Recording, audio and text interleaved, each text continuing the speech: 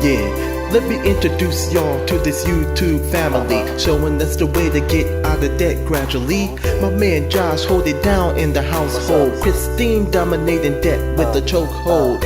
And the kids, they are Grace and Zoe, baby Tennessee, new addition to their story. Debt Kickin Sunday, daily vlogging, Dave Ramsey plan gonna have us live large, and every day we'll see part of their lifestyle, how they budget and they keep things wrote down.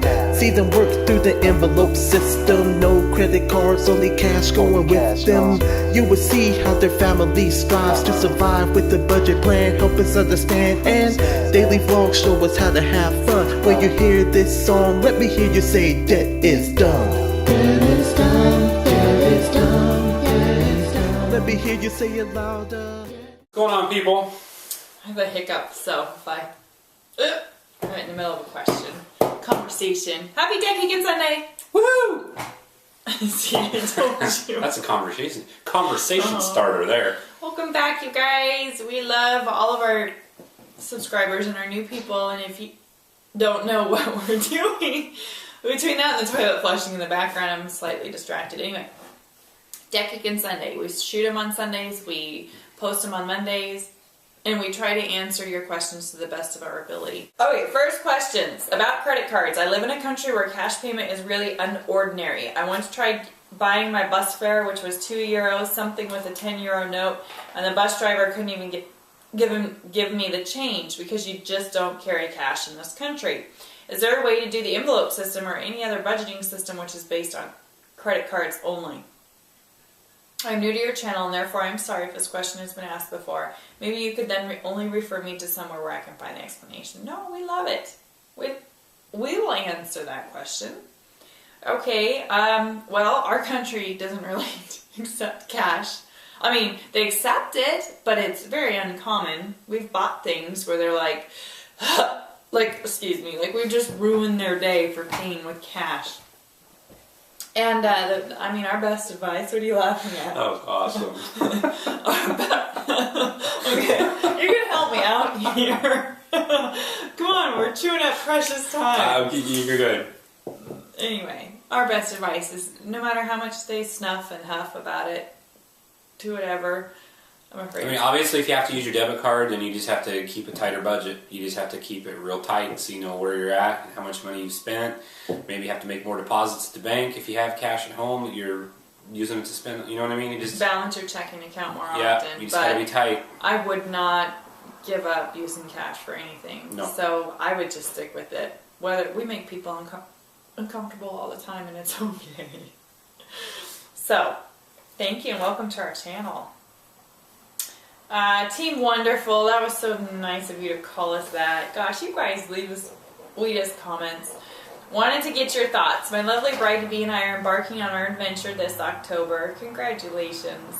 We are blessed to have our parents taking care of the wedding with the honeymoon on us. We are both blessed with work. However, she has $15,000 left in student loans, paying off $1,200 a month, this being our only debt.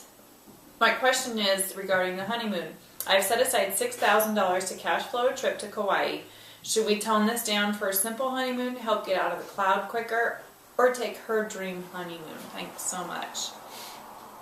That's a great, you guys are in a great place for starting out your life. That's fantastic, because you guys are going to knock that $15,000 student loan out quick. Her honeymoon was how much? $1,624. 15 years ago. We took it to Disneyland. We did it on the cheap. My parents paid for our wedding, and we had the most wonderful, inexpensive to us honeymoon. Well, it was expensive to us then, but I'd put as much as you could. If it was me, I would want to start out life with as little debt as possible. And she will look back on it and say, you know what, we're going to have our 10-year, we're going to have our 20-year, we're going to have our 30-year or 50-year to go on those fancy trips. You could take a second honeymoon, you could take a third honeymoon, you could take a fifth honeymoon. But right now, if that's your wish, is to start out life out of debt, then pay it towards debt. You will never regret it, ever. My thought is, just reading it over again, my guess is you can take that Kauai trip for less than $6,000. Well, I don't know what it entails. Well, or I don't how know long either. It is, or yeah, is there a way you could take a trip to Hawaii? Maybe not Kauai, but Hawaii, and make it on the, just cut it down as cheap as possible. I don't know. Get creative. Get creative. There's got to be budget friendly. You could stay in a I don't know. A yurt at a campground for $25 a night. Someone probably has a timeshare that you guys could rent or know somebody. I mean, just get creative on ways to make that trip, if that is her absolute must-have. Make it as cheap as possible since you have the cash, and then put the rest towards the student loan. Thank you for writing us. Janine. He has no idea how to pronounce your guys' names. It's funny. Hey guys, we just started leading FPU at our church, and I was wondering if you guys had any advice on leading a single woman prominent class. I know the class is mostly speaking to married people, so do you guys have any tips from leading your other classes on how to encourage and fit the class to single women? Thank you. You know what? We have a lot of single women in our class. And actually, this class we do. We have like 3, we don't do. we? Yeah, we do. Almost a third of our class.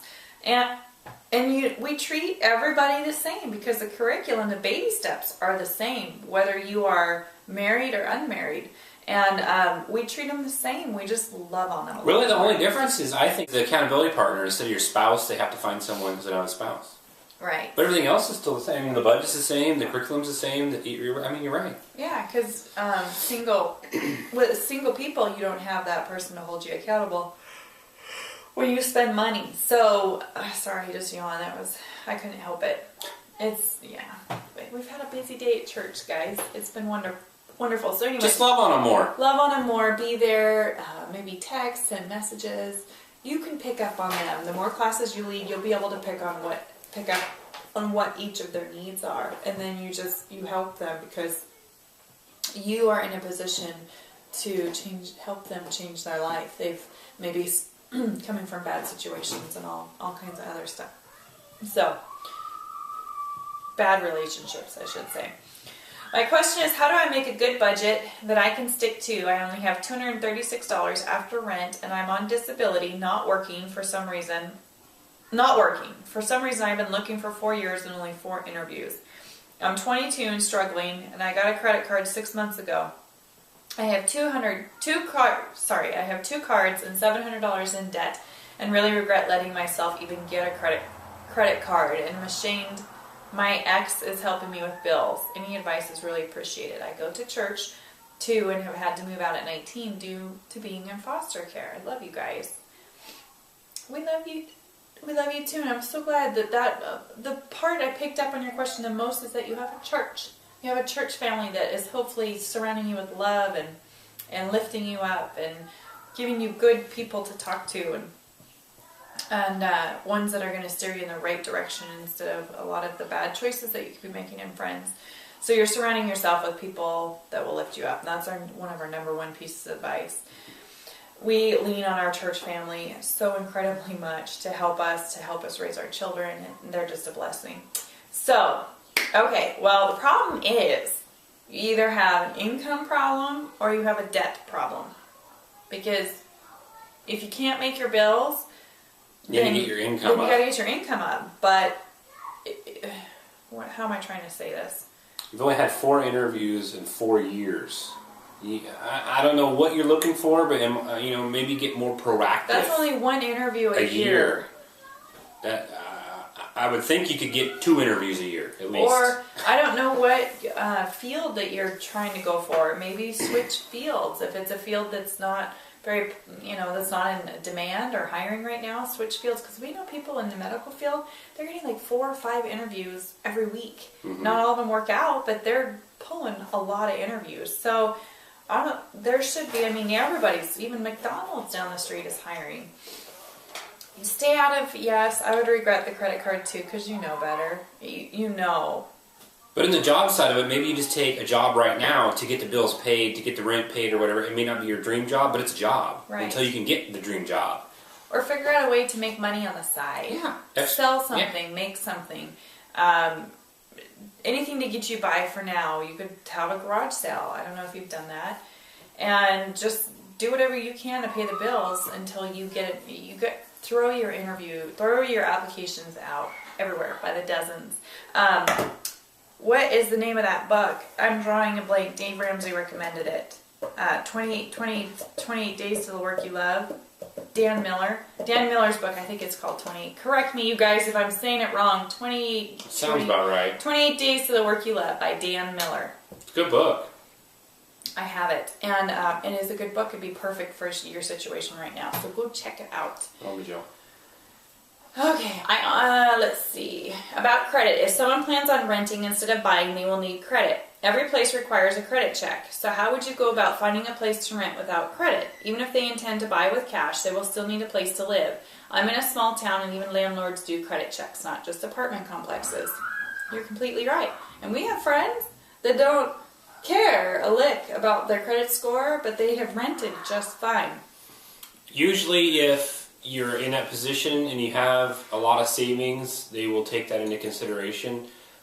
So like, you may have a low credit score, but you can say, hey, I've incurred on all my bills, here's my utility bills for reference, and then I've got $15,000 cash in the bank. Mm-hmm. They like that. That's security to them. That if they rent to you, you've got that much money in the bank. And there are places, and if you can't find a place, just keep looking until you find a place that accepts. We have that. friends that have, exactly. Yeah. It's about, you guys, it's about cutting out the excuses that we give ourselves as to why we should go into debt more, and that's just a myth. Sorry to say, it's just not true. You can purchase a house, you can rent an apartment or a house, and you can travel without credit, without a credit card. Without a credit card. So those are all myths, and don't educate yourselves and don't buy into them. I'm in the process of the debt snowball, but I'm having a hard time finding an answer to this one question. How do you save for a big event? For example, after most of my steps have been completed, you hear our kiddos outside. They've been in church all day, so we're letting them go out and play outside. Anyway, for example, after most of my steps have been completed, I want to start saving for a car when my current one falls apart in the future, and to start saving for my future home. That's awesome. Sink fund, baby! Yep, sink fund is where you set, okay, so if you are wanting a car in a year, okay, and say that car is $5,000. just say $12,000. $12,000. There you go. Okay, $12,000. So you have 12 months to save up $12,000. Then you would divide that by 12. The $12,000 divided by 12 equals $1,000 a month that you're going to need to set aside. That's an expensive car. But I mean, just say it was a $6,000 car you were wanting. That would mean $500 a month you would set aside for a year. Then you pay cash for that car. And I think it's awesome that you have this in your mind because you have time to plan and pay cash. And there's no better feeling than paying cash for something big. I'll tell you what, when you're paying cash for a car too, you look at it all differently. Yeah. You don't need that big, shiny monster truck or luxury car. You look at that, hey, that's a Honda Accord or a Ford Taurus. It's got low miles, got hardly any scratch and dings in it. Sold, baby. It's going to last you a long time. You look at things a lot more... A lot different, more different. Yes, Whatever. So, and saving for a house, that's in Dave Ramsey's baby steps that he mentioned. So go buy the Total Money Makeover to be introduced to his baby steps and his way of thinking and what he recommends to buy a house. Because that's we could spend all time on that. Okay, my family of 4 have been budgeting for 2 months now and working on our snowball. The hardest part is my oldest, who's 3. She did well at first, but now believes I am a mean mommy for saying no to new toys and Happy Meals. Any suggestions on how I can make this new lifestyle easier for her? Yes. When she's 25, she will thank you for making her work so hard because her life will be easier then. Hey. We heard the same things from our kids, but we had to... I mean, that's tough love. How old is she? Oh, she's 3. She's only 3. Well, when she gets a couple of years older, can understand things a little more. We had the discussion with our kids and just explained to them, we're living like no one else, so someday we can live like no one else, and we got to save, and we got to budget, and we got to work harder at this because this isn't easy, people. No. And it's not going to be easy on her either. And she... You don't want to shelter your kids. You want, go pre-order the book at the link below. It's called Smart Money, Smart Kids. We are helping launch this book right now.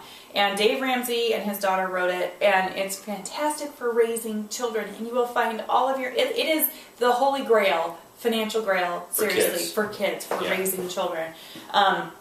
But anyway, it's good for her to see you struggle to fall, to save for something and to pay cash for it. She, like I said, when she's in her 20s, she will thank you for those experiences. So just change your way of thinking. It's a blessing, okay? What baby items do you recommend buying used? Do you have any recommendations on a budget-friendly breast pump? Thank you.